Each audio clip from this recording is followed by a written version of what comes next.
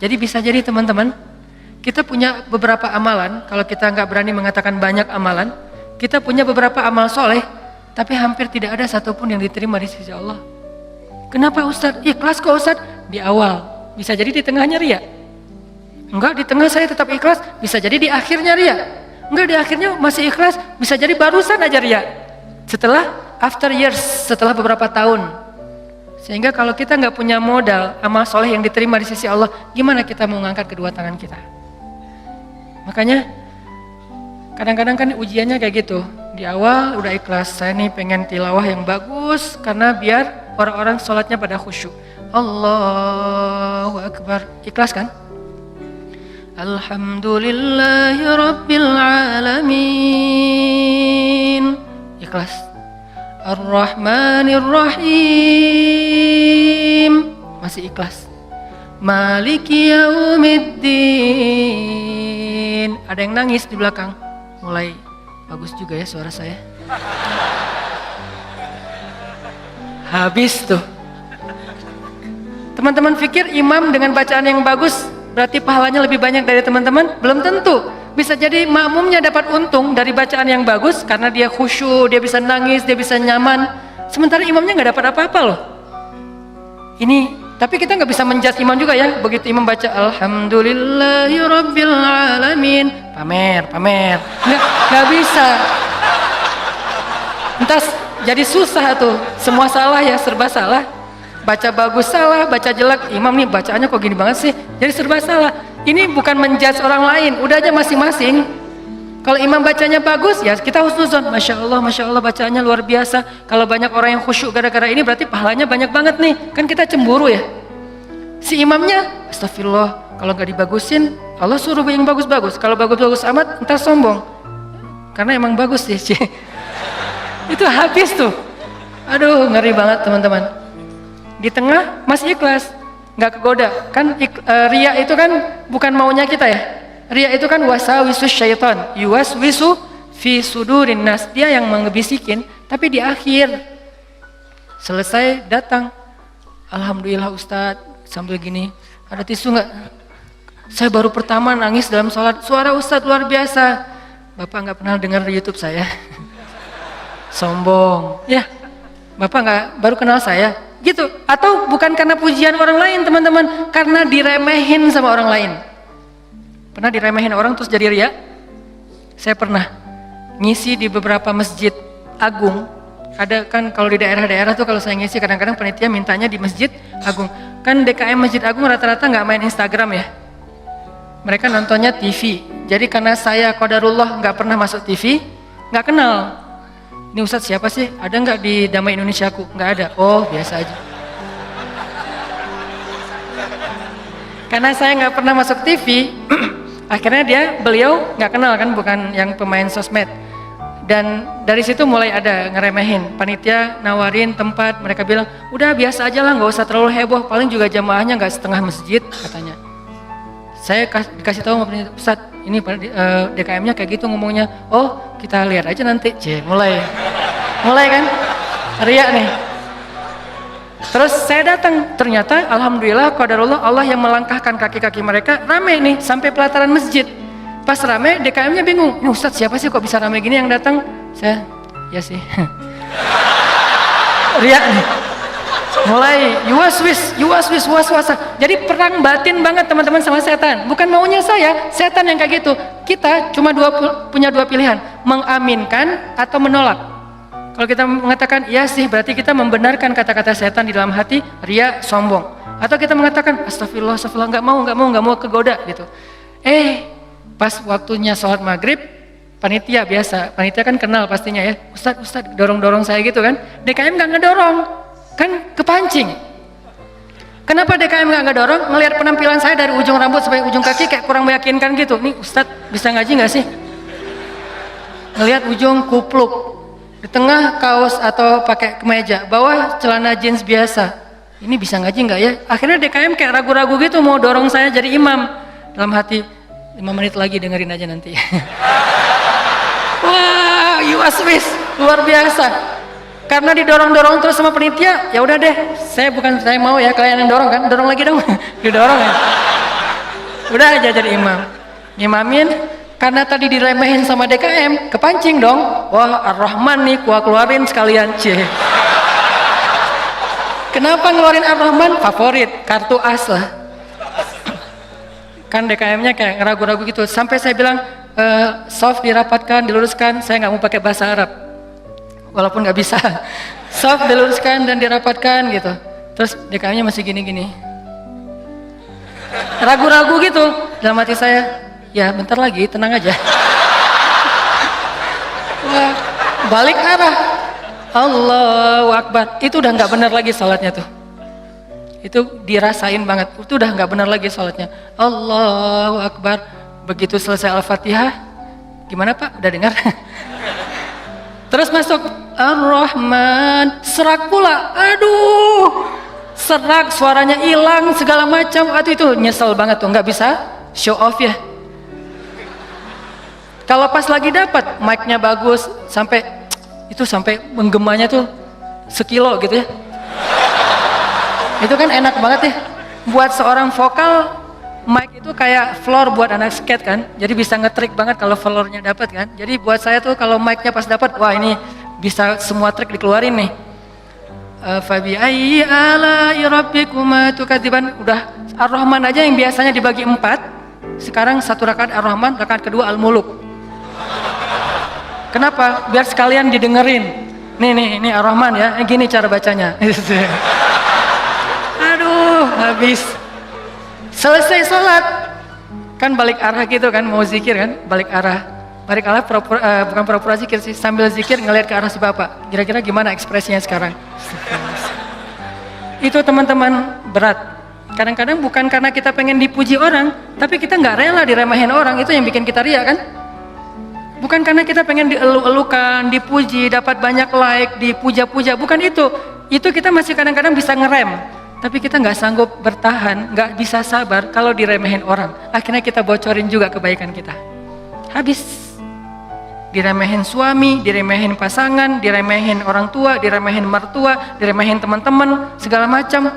Diremehin tetangga. Kita bukan pengen dipuji dan dipuja oleh orang lain, tapi kita nggak tahan kalau diremehin. Keluar juga tuh. Siapa yang selama ini yang melakukan ini? Siapa yang bantu kamu? Siapa? Keluar semua. Satu persatu yang kita sebutkan, satu persatu berguguran dan tidak ada nilainya di mata Allah SWT. Sabarkah kita ketika diremehkan oleh orang lain untuk tetap menjaga rahasia amal kita antara kita berdua aja dengan Allah? Itulah ujian ikhlas. Bisa nggak kita jaga? Nggak mau kita bocorin rahasia kita berdua sama Allah. Begitu kita bocorin, sedih banget tuh. Udah langsung tidak ada lagi nilainya di mata Allah. Berapa banyak dari amal yang kita lakukan yang benar-benar kita mampu menjaga keikhlasannya di awal, di tengah, di akhir. Kalau ada, jangan menyimpulkan dulu bahwa kita udah sukses karena masih ada waktu selama kita masih hidup untuk kita batal. Mungkin nggak batal di akhir, tapi batalnya setelah beberapa tahun. Ada teman kita datang nanya-nanya ke kita tentang, ngafal Quran itu susah banget ya. Kenapa? Aku tuh ngafal 1 juz aja, juz 30 nggak beres-beres. Oh, ya sebetulnya gampang sih kalau udah tahu triknya. Mulai nih. Emang idealnya ngafal Quran berapa lama? Ya tergantung orangnya. Ada yang 10 tahun, ada yang 5 tahun, ada yang 2 tahun, 3 tahun, setahun. Kalau aku sih alhamdulillah 6 bulan khatam. Habis semuanya tuh. Ngafal Quran emang gampang, capek, susah loh. Yang susah itu bukan ngafalnya, murojaahnya kan, ngejaga hafalan. Udah hafal 5 juz, biasanya baru kerasa capeknya tuh setelah 5 juz, kata orang-orang yang hafal. Setelah 5 juz, mulai nih, keteteran yang di belakang, balik lagi ke depan, hilang lagi yang di belakang, balik lagi. Kayak gitu ngafal Quran saking capeknya tuh sampai orang yang banyak putus asa. Udah setelah perjuangan, effort yang luar biasa, hilang hanya gara-gara kalimat cuman 5 menit aja, habis semuanya teman-teman. Rugi banget kan? Jadi jangan dulu menyimpulkan bahwa kita tuh udah pasti soleh, udah pasti istimewa, udah suci banget hanya gara-gara kita punya amalan soleh lebih banyak dari teman kita. Mungkin dia amalnya biasa-biasa aja, tapi dia karena biasa-biasa gak bisa ngeriain kan. Hafal 30 juz dengan hafal Al-Ikhlas, kira-kira mana yang pantas diriakan? 30 juz dong, Al-Ikhlas gak mungkin ria. Gimana kita mau ria? Gua udah hafal loh, apa? Al-Ikhlas. Apa yang mau diriain Al-Ikhlas? Yang ada Al-Ikhlas itu surat pelampiasan. Kalau udah mentok Al-Ikhlas. Sawa'un 'alaihim a'anzartahum. Perasaan tadi sebelum sholat lancar. A'anzartahum Qul huwallahu ahad. Biasanya gitu kan? Mentok-mentoknya Al-Ikhlas. Kenapa? Cuman Al-Ikhlas yang kita paling ikhlas. Kenapa tadi kok bacanya yang susah-susah? Pengen dong sesekali orang tahu kalau hafalan saya udah nambah kan gitu ya. Pengen dong orang tahu, kayak kadang-kadang kan kita suka pengen melakukan sesuatu yang orang lain gak bisa lakukan. Membaca surat yang orang lain gak hafal surat itu jarang. Kalau Al-Ikhlas, Al-Falaq, An-Nas, Al-Kafirun masih oke lah. Karena Al-Kafirun suratnya agak susah kan. Banyak orang yang terjebak, la abudu ma ta'budun wala antum abiduna ma abud. Kapan selesainya nih? Mutar aja di situ Al-Kafirun teh. Nah, kalau Al-Ikhlas kan jarang yang terjebak. Kalau Al-Ikhlas juga sampai salah. Ini nih ngeri banget nih. Jadi mungkin jangan ngeremehin dulu teman-teman. Ada teman kita yang hafalnya, kamu hafal surat apa? Enggak, cuma dikit dari At-Takatsur sampai An-Nas doang. Itu juga gara-gara modal sholat taraweh. Karena dia taraweh selalu dengar itu kan, di taraweh suka dengar ayat itu ya, akhirnya kehafal sendiri. Dia nggak pernah sombong, dia nggak pernah riak karena hafalannya sedikit. Kita yang 30 juz, segitu doang, kemana aja loh? Habis 30 juz. Jadi yang hebatnya itu bukan berapa banyak amalannya teman-teman, tapi seberapa kuat dia menjaga keikhlasannya di awal, di tengah, di akhir, dan setelah beberapa lama. Jadi jangan menyimpulkan dulu. Fala tuzakku anfusakum huwa a'lamu bimanittaqa. Jangan kalian menganggap diri kalian udah pasti soleh, pasti istimewa, pasti baik, karena Allah lah yang paling tahu siapa yang paling bertakwa. Maksudnya siapa yang paling ikhlas. Karena at-taqwa hahuna. Belum lagi nanti ada orang kadang-kadang saya pernah di sebuah masjid, kita ngadain acara tabligh akbar, terus masjidnya rame, anak-anak mudanya penuh sampai ke depan masjid. Setelah selesai acara tabligh akbar kan suka ngobrol-ngobrol gitu kan sama DKM di ruang DKM. Ada salah satu sesepuh masjid ngobrol sama saya, dan waktu itu saya juga sedih. Kenapa saya ladeni gitu? Harusnya saya pergi aja biar menjaga amal beliau kan. Beliau cerita, Ustadz, alhamdulillah ya sekarang masjidnya rame. Ini perjuangannya nggak mudah loh Ustadz. Dulu dari awal nih, ketika kita pembebasan lahan masjid ini aja, udah konflik, sengketa dengan beberapa tetangga. Akhirnya saya perjuangkan Ustadz dari awal, sampai bisa pembebasan lahan. Kemudian kita bangun masjid ini dengan gotong royong luar biasa. Fundingnya itu susah banget Ustadz. 5 tahun baru beres masjid ini Ustadz. Udah gitu saya yang bikin yayasan masjid ini. Sampai ADRT-nya itu saya yang bikin Ustadz. Satu persatu beliau sebutkan perjuangannya, jasa-jasanya, jerih payahnya, effortnya, dan segala macam pengorbanannya. Sampai akhirnya masjid ini rampung. Sekarang dipakai banyak orang sholat. Sekarang udah gampang. DKM sekarang tuh gampang. Gak seperti awal-awal dulu. Kalau beliau sadar itu semuanya habis gara-gara beliau. Tapi kan kita nggak bisa menjudge ya. Kalau beliau menceritakan itu untuk motivasi, oke. Tapi kalau beliau menceritakan itu untuk ria, dihargai, diakui, kalau hanya pengen dapat pengakuan, pengen diaku oleh orang lain, habislah semua pahala yang sudah beliau usahakan sekian tahun. Harusnya kalau beliau ikhlas, satu orang yang datang ke masjid untuk ikut acara tabligh akbar, sholat berjamaah, taubat, sadar, zikir, ibadah, beliau dapat pahala. Kebayang nggak kalau ada 5.000, 10.000 anak muda yang datang untuk ikut acara di situ? Pahala beliau banyak banget, tapi hilang hanya dengan 5 menit berbicara. Jaga lisan. Faliyakul khairan aw liyasmut. Mending diam aja deh. Sebegitu gampangnya hilang amal-amal kita gara-gara tidak mampu menjaga keikhlasan kita, teman-teman. Makanya wa innama likulli imri'in manawa itu gampang banget tergelincir. Itu halus banget, lebih halus daripada suara langkah-langkah semut. Halus banget, sampai kadang-kadang kita juga terjebak di situ.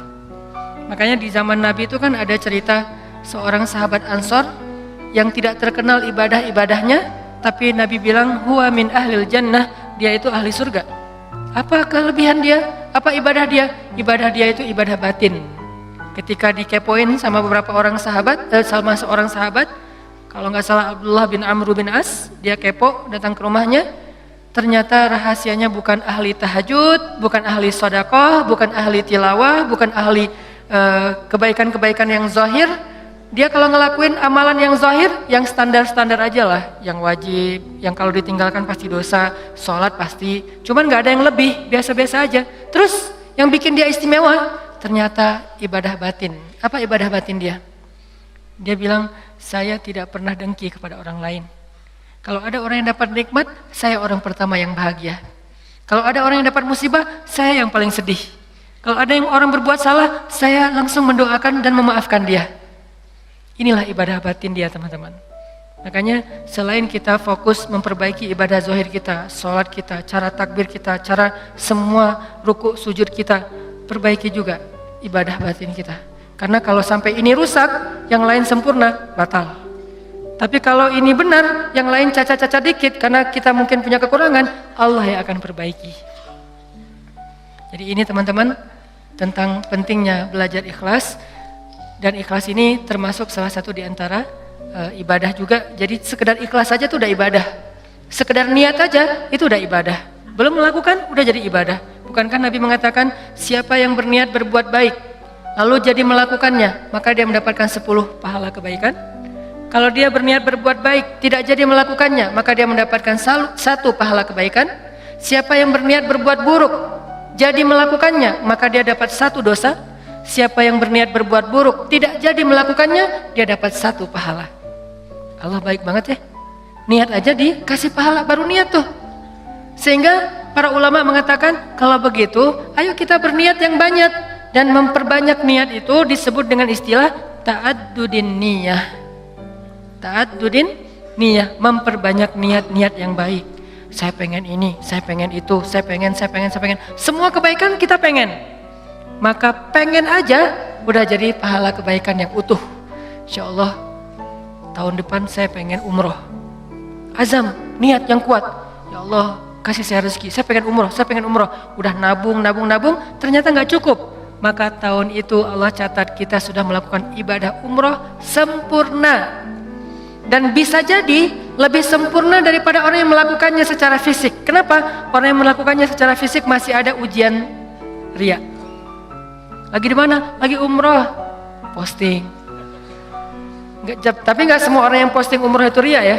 Ini ke diri kita lagi nih, balik lagi kepada diri kita. No judgment. Bisa jadi dia posting, bisa jadi dia tinggalnya di bintang 5.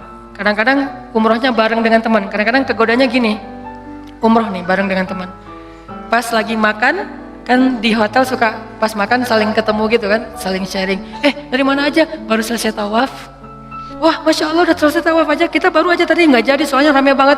Ya sih rame, tapi kalau kita kuat azamnya pasti lewat lah, bisa. Udah mulai nih. Udah berapa kali hari ini? Alhamdulillah baru 7 kali. 7 kali, gara-gara kita ucapin. Niat mengucapkannya itu nggak ada riya teman-teman. Niat mengucapkan itu keceplosan aja pengen ngomong gitu. Alhamdulillah udah 7 kali, alhamdulillah baru 7 kali. Niatnya nggak ada riyanya sama sekali. Tapi begitu selesai mengucapkan, orangnya mengatakan, Masya Allah luar biasa 7 kali, hebat. Langsung datang setan, yuwaswis. Ya sih, mungkin di rombongan ini saya yang paling banyak rekor tawafnya. Atau kadang-kadang cium hajar aswad. Itu kan sesuatu banget ya, buat jamaah umroh dari Indonesia kan sesuatu banget. Jadi bisa dibilang cium hajar aswad itu kayak poin. Siapa yang paling sering cium hajar aswad, jadi kayak saling share lagi makan. Udah cium hajar aswad? Udah? Belum? Udah, alhamdulillah udah 3 kali. Wah saya baru sekali. Akhirnya saling berlomba. Kalau ini niatnya fastabiqul khairat, itu bagus. Tapi gara-gara fastabiqul khairat, kalau sampai terjebak kepada riya, sombong, maka habis. Yang tahu cuman kita. Yang tahu cuman kita, orang lain nggak tahu. Hati-hati dengan ini. Tapi orang yang tadi menabung pengen umroh, terus nggak cukup duitnya, lalu nggak jadi umroh, bisa jadi dia mendapatkan pahala umroh lebih utuh daripada orang yang melakukannya secara fisik. Maka jangan kikir dalam berniat baik. Berniat baik yang banyak. Ketika kita keluar rumah, ya Allah hari ini mudah-mudahan saya bisa bantu orang di jalan. Mudah-mudahan saya bisa silaturahim dengan teman lama atau dengan keluarga. Mudah-mudahan saya bisa mendapatkan ilmu. Mudah-mudahan saya bisa membantu orang dari kesusahan. Mudah-mudahan saya bisa. Perbanyak aja kebaikan kita niatin dan kita serius. Kalau nanti ada kesempatan kita akan lakuin. Begitu kita keluar rumah, Allah sudah mencatat kita seperti melakukan sebanyak kebaikan yang kita niatkan. Jadi niat aja, ibadah. Wa innama likulli imri'in ma nawah. Seseorang mendapatkan pahala sesuai dengan apa yang dia niatkan. Niat aja udah ibadah, apalagi kalau kita kerjakan. Sampai ulama mengatakan, kalau saya mendengar seseorang mengetuk pintu rumah saya, maka saya tidak akan membuka pintu rumah itu sampai saya memiliki 10 niat baik. Jadi kalau mau buka pintu rumah, beliau berdiri di belakang pintu, ya Allah, kalau ini adalah orang miskin, saya berniat akan kasih dia sedekah 1. Kalau ini adalah seorang saudara yang sudah terputus silaturahim selama ini, saya akan sambung silaturahim 2. Kalau ini adalah seorang ulama, saya akan minta nasihat dari beliau dan ilmu 3. Kalau ini adalah seorang murid, saya akan kasih dia nasihat dan ilmu 4. Kalau ini adalah seorang yang berhutang, saya akan bayarkan hutangnya 5. Terus sampai 10 niat baik baru dibuka pintunya. Ternyata yang datang cuma 1 orang dengan 1 hajat, maka beliau mendapatkan pahala 10 hajat, 10 kebaikan. Ini hebatnya niat, ta'addudin niyah. Sehingga yuk kita berniat sebanyak mungkin berbuat baik. Saya akan gini, saya akan gini, saya akan gini. Salah satunya untuk akhirat kita, kalau saya pribadi berniat, ya Allah saya pengen banget nanti sebelum meninggal, kalau bisa udah khatam 30 juz. Dari dulu diusahain belum beres-beres, naik dikit turun banyak, naik dikit turun banyak. Kenapa? Mungkin banyak dosa, bisa dosa lisan, bisa dosa mata. Bukankah dosa itu bisa menghilangkan hafalan ayat Al-Quran? Dan kata Nabi, Al-Quran itu gampang hilangnya, lebih gampang daripada hilangnya onta yang liar. Cepat banget hilangnya. Enggak Ustadz, saya udah banyak dosa tapi enggak hilang-hilang. Ya enggak ada yang dihafal, apa yang mau dihilangin? Coba kalau mau tahu kita banyak dosa atau enggak, hafal Quran deh. Kalau susah, pasti banyak dosa. Kalau mau tahu itu cara kita untuk bisa mendeteksi dosa kita, salah satunya ya, hafal Quran. Coba, itu akan mendeteksi banget. Kalau kita udah lancar bacaan, tapi dengan syarat bacaannya udah lancar. Karena kalau bacaan belum lancar, ya bukan karena dosa, emang nggak bisa baca Quran ya. Berarti tahapannya baca Quran dulu. Kalau bacaannya udah lancar, tapi kok nggak bisa ya ngafal Quran? Ini bisa jadi kata Imam Waqi', al-ilmu nurun wa nurullah la yu'talil asi. Ilmu itu cahaya dan cahaya Allah itu tidak diberikan kepada pendosa. Cara ngukur diri kita banyak dosa atau enggak? Coba ngafal Quran. Kalau susah, pasti banyak dosa.